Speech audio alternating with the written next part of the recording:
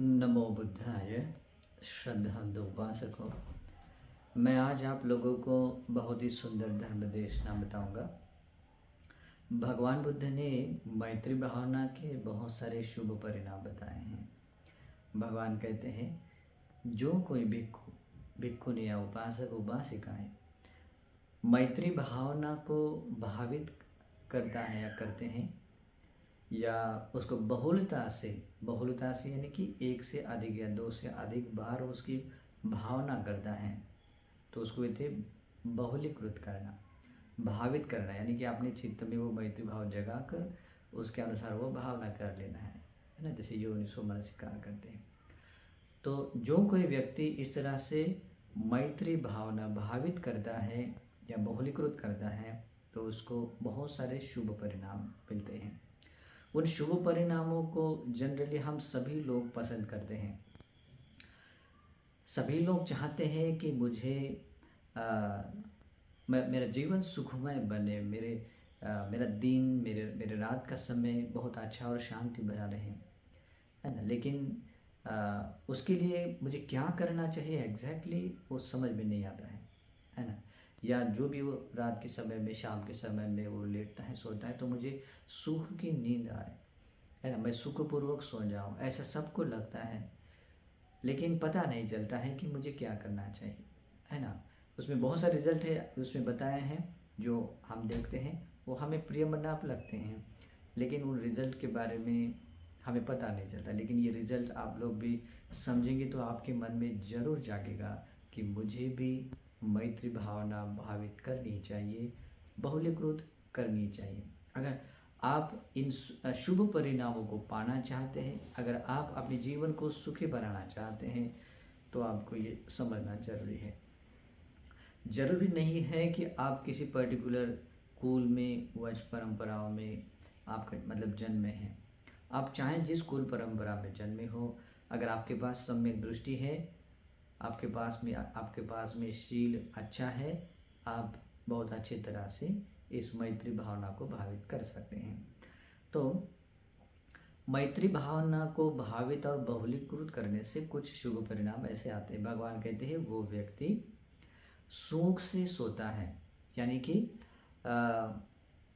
उसको मतलब कोई तकलीफ नहीं है। जब वो लेटता है तो लेटते समय उसको ज़्यादा कठिनाई भी नहीं है, और सुख से लेटते हैं तुरंत उसको शांति भरी नींद आती है।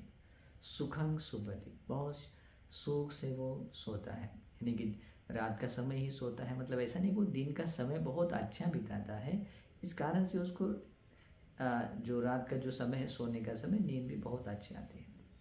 बाद में आता है सुखंग पटिभुज्यति, वो सोने के बाद में जब वो जागता है सुबह के समय में, तो बिल्कुल सुख से जागता है। उसको ऐसा खलबल होकर, ऐसा बहुत बेचैनी, डरा हुआ, ऐसे नहीं, बहुत सुख से वो जागता है।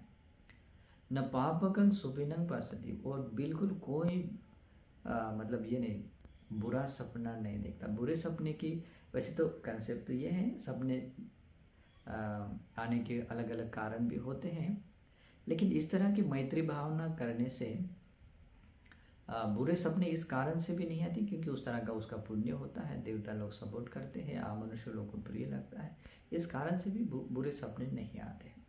तो ये तीसरा रिजल्ट है। देखिए, किसको नहीं लगता है कि मुझे सोना नहीं चाहिए, मतलब मुझे सुख की नींद नहीं आए। ऐसा किसी को लगता है क्या? नहीं लगता है। या किसी को ऐसा लगता है कि मुझे बुरे सपने आए? ऐसा नहीं लगता है। तो अगर आप चाहते हैं कि मुझे कभी बुरे सपने ना आए, मेरी जब भी मैं आँख खोलूँ या मेरे मतलब जब भी जागना होता है, तो एकदम सुख मतलब अनुभव करो कि मेरे नींद पूरी हुई और मैं परफेक्ट हूँ। ओके, ऐसा कभी कभी ऐसा भी आप लोगों ने अनुभव किया होता है कि जनरली आप 6, 7, 8 घंटे सोने की आदत होती है, लेकिन आप उससे पहले भी जागे, लेकिन बिल्कुल फ्रेश है, आपको कोई तकलीफ नहीं, कुछ नहीं, क्योंकि पर्टिकुलर कोई कारण होता है, रीज़न होता है, जिस कारण से आपको लगता है कि अभी मुझे मेरी फिजिकली जो थकान है, जो भी है, वो भी दूर हो गई, नींद भी पूरी हो गई आदि है। लेकिन जब आप मैत्री भावना को इस तरह से अभ्यास करते हैं, तो ये रिजल्ट सामान्य आते हैं, है ना। आप सुख से सोते हैं, सुख से आप जागते हैं, और कभी आपको बुरे सपने नहीं आते हैं। उसके बाद में देवता लोग आपकी रक्षा करते हैं। अमनुष्य लोग भी अमनुष्यान प्रिय होते हैं, अमनुष्य लोगों को भी आप प्रिय लगने लगते हैं, क्योंकि मैत्री भावना करने के कारण उस आजू बाजू के जो वातावरण में मैत्री फैलती है, और उस परिसर में, एरिया में रहने वाले जितने भी दृश्य अदृश्य जितने भी जीव होते हैं वो भी शांति भरा जीवन जीते हैं। और जिनकी वजह से कोई व्यक्ति सुख से रहता है, उसके प्रति तो मैत्री जागेगी ना। जैसे कि घर का कोई प्रधान व्यक्ति है, वो काम करता है और बाकी लोग सब सुख से रहते हैं, तो घर का वो व्यक्ति सबको प्रिय लगता है, अच्छा लगता है, तो वैसे ही होता है। तो इस कारण से अमनुष्यानं प्रिय होते, देवता लोग रक्षा करते हैं आगे। और कभी कभी मतलब आप जो कुछ भी मतलब ऐसा कुछ खाते हैं जिससे आपको हानि हो सकती है, जैसे विष बन सकता है ऐसा, तो उससे भी कोई प्रभाव नहीं होता है। कभी कभी शत्रु से भी कभी कभी आहत होने का ही रहता है, लेकिन मैत्री भाव होने के कारण वो भाव भी मतलब आहत होने का भी, क्षति पहुंचने से भी टल जाती है। ओके। उसके बाद में वो व्यक्ति अपना देह जब कभी वो छोड़ता है, जब देह छोड़ने से पहले भी बहुत शांति से और स्मृति में रहकर ही अपना देह छोड़ता है, और अपना देह छोड़ने के बाद एक बात 100% पाता है कि वो व्यक्ति ब्रह्मलोक में 100% जाता है। अगर उसने मतलब अगर वो अरहंत नहीं बनते हैं वो व्यक्ति, अगर, लेकिन ये अरहंत बनने का ही रास्ता है, अगर वो इस रास्ते चलते हुए अरहंत भी नहीं बनता, अरहंत होने के लिए जैसे इसी मैत्री भावना में स्थित होकर जो व्यक्ति विपश्यना करता है तो अरहंत भी बनता है। अगर कोई अरहंत नहीं बनता है, मैत्री भावना ही कर लेता है, तब भी अपना देह छोड़ने के बाद में ब्रह्मलोक में उत्पन्न होता है आगे। और अगर वो नहीं होता है तो सुखदेव लोक में तो कहना है क्या, वो पुण्य इतना है तो वहाँ पर तो जाता ही है।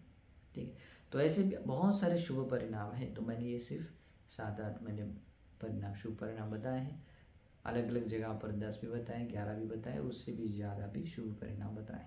इन शुभ परिणामों को सुनने के बाद अगर आपको लगता है कि यार ये शुभ परिणाम मेरे जीवन का भी पार्ट बन जाए, ऐसे शुभ परिणाम मुझे भी मिले और इससे मेरा भी मंगल हो, ऐसा अगर आपको लगता है, तो आप चाहे जिस कुल परंपरा में जन्मे हो, आपको चाहिए कि मैत्री भावना मतलब करने वाला बने। मतलब आपको बस एक ही बात करनी है कि आपको मैत्री भावना करने वाला बनना है। तो मैत्री भावना ऐसे कैसे भी मन में आया वैसा नहीं करना है। भगवान बुद्ध ने जिससे अर्थ से जो बात बताई उस अर्थ से ही मैत्री भावना करनी चाहिए। इससे जुड़े बहुत सारे प्रवचन भी अवेलेबल है, यूट्यूब पर भी है, मैत्री ब्रह्म विहार के बारे में भी और बाकी भी। तो उन प्रवचनों का आधार लेकर आप मैत्री भावना कर सकते हैं। विशुद्धि मार्ग में भी मैत्री ब्रह्म विहार के बारे में बहुत सुंदर तरीके से बताया है। और जिन लोगों के लिए बिल्कुल ये नया मैत्री भावना ही नहीं है, मतलब इसके बारे में कुछ भी पता नहीं, उनके लिए मैं थोड़ा सा 2 शब्दों में कुछ स्पष्टीकरण बताता हूँ।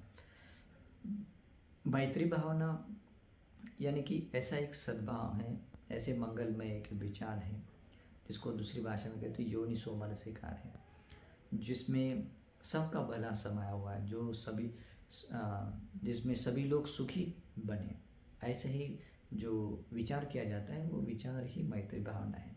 तो विचारों में ये 5 शब्द को एक करना चाहिए कि जैसे जिसको लेकर मैत्री भावना करनी है, स्टेप बाय स्टेप वो अलग अलग तरीके से आपने ये किया है, लेकिन 5 शब्दों को लेकर सबको मैत्री भावना कर सकते हैं। जैसे कि वैर से मुक्त हो या वैर